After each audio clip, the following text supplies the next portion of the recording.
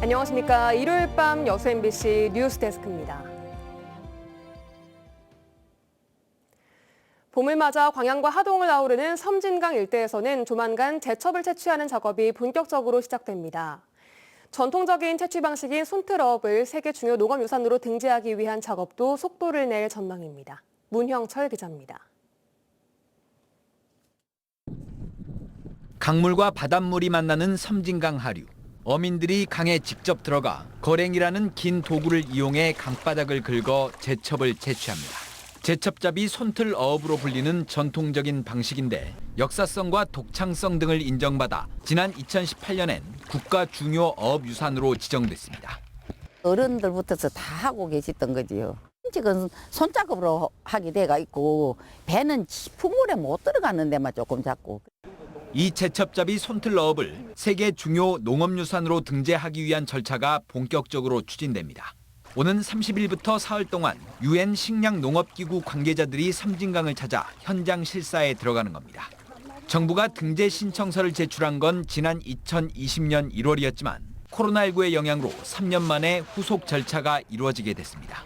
그 역사성도 좀 있어야 되고 생계에 도움이 좀 돼야 되고 자연하고 좀 어우러진 어법이어야 되고 이런 조건들이 갖춰져서 조심스럽게 긍정적인 면으로 생각은 하고 있습니다.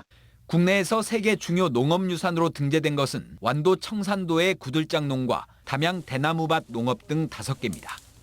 제첩잡이 손틀어업이 심사를 통과할 경우 어업 분야에서는 처음으로 세계 농업유산에 이름을 올리게 됩니다. 생산해서 판매하고 계신 분들의 소득에 굉장히 도움이 되지 않을까 생각합니다. 그리고 또 관광 자원으로도 충분히 활용할 수 있다고 봅니다. 제첩잡이 손틀어업의 세계 농업유산 등재 여부는 현장 실사 이후 전문가들의 평가를 거쳐 올해 하반기 결정될 예정입니다. MBC 뉴스 문형철입니다.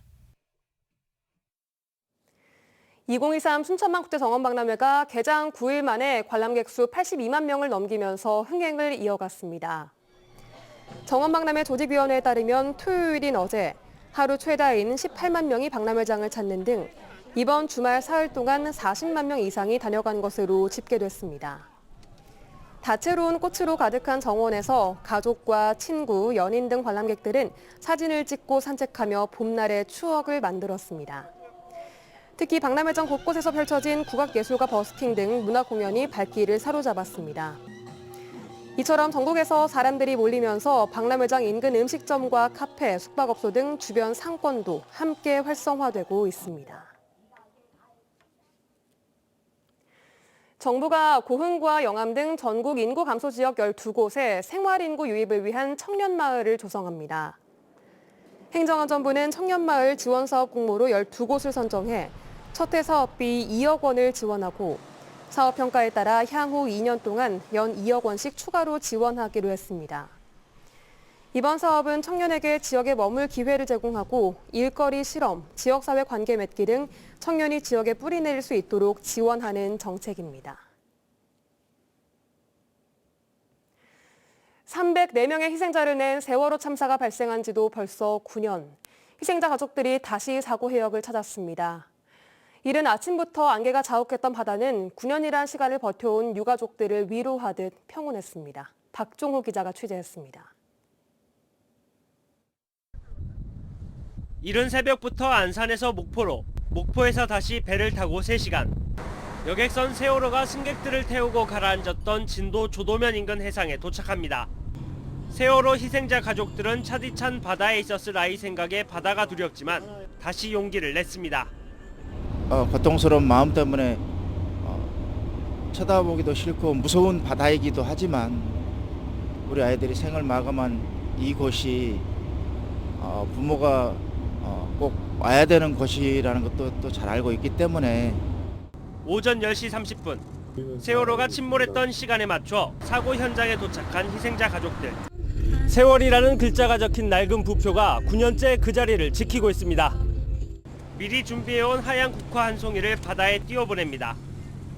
숨진 아이들의 이름이 하나하나 불리자 소리 없이 연신 눈물만 훔치며 사고 현장에서 시선을 떼지 못했습니다. 당시 구조활동에 참여했던 민간 잠수사도 9년 만에 처음으로 현장을 방문했습니다. 많은 시간이 흘렀지만 캄캄한 바닷속에서 어린 희생자들을 수습한 기억은 어제처럼 생생합니다. 그때 기억들이 다시 이렇게 막 떠오르고 그때 막 음성, 냄새, 색깔 막 이런 것들이 너무 또렷하게 보여서 그때 좀 더 시간이 있었으면 얼마나 더 좋았을까. 예, 처음에 오고 싶지 않았었어요. 희생자 가족들은 이어 세월호 선체가 있는 목포 신항만을 찾아 다시는 이 같은 참사가 재발되지 않도록 진상규명을 포기하지 않겠다고 밝혔습니다. 세월호 참사 9주년을 맞아 안산과 목포 등 전국 곳곳에서 16일까지 추모 행사가 이어질 예정입니다. MBC 뉴스 박종호입니다. 세월호 참사 9주기를 맞아 용산 대통령실 앞에서 시민대회가 열렸습니다. 세월호 참사 유가족과 시민단체들은 참사 이후 국가가 행한 사찰과 조사방해 등 국가폭력에 대해 책임을 인정하고 공식 사과할 것을 요구하는 한편 사회적 참사 특별조사위의 권고사항을 이행할 것을 촉구했습니다. 또 이들은 유가족들이 9년 동안 싸울 수 있었던 이유는 함께 해준 시민들 덕분이라며 참사의 재발을 막기 위한 진상규명 활동을 이어가겠다고 밝혔습니다. 날씨입니다. 전남 동부 지역은 오늘 대체로 맑은 가운데 내일도 비슷한 날씨가 이어지겠습니다.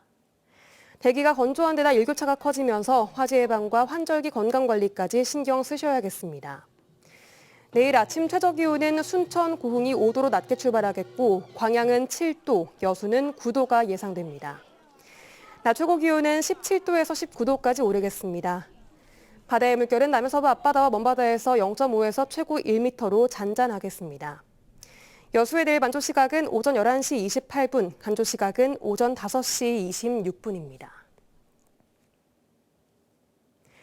전남 드래곤즈가 K리그2 6라운드 성남FC와 맞대결에서 2대2 무승부를 기록했습니다. 양 팀은 어제 오후 광양 전용구장에서 지난 2016년 이후 8년 만에 만나 서로 2골씩 주고받으며 승부를 가리지 못했습니다. 전남은 후반 7분 발디비아가 아스나위의 패스를 받아 중거리 터닝 슈팅으로 득점에 성공해 팀 리그 통산 1200호 골을 기록했습니다. 시즌 첫 홈 승리에 실패한 전남은 오는 12일 충남 아산과 FA컵에서 맞붙습니다.